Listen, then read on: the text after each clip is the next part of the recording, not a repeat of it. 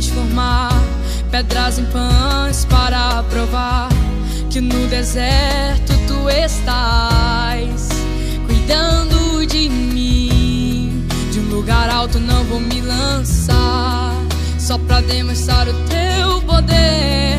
Eu não preciso ver fenômenos pra crer em ti.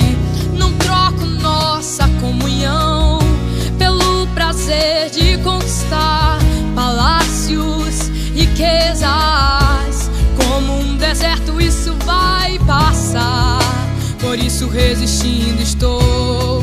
E quando a minha força se esgotar, o teu anjo vai me alimentar. Te adorar é o que sustenta me de pé. Eu não vou perder a guerra.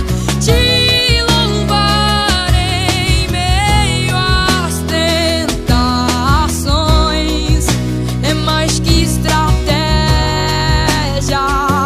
Posso não ver o amanhã, mas hoje sei que esse deserto vai chegar ao fim. O Senhor está cuidando de mim. Eu não preciso transformar pedras em pães para provar que no deserto tu estás cuidando de mim. De um lugar alto não vou me lançar só pra demonstrar o teu poder.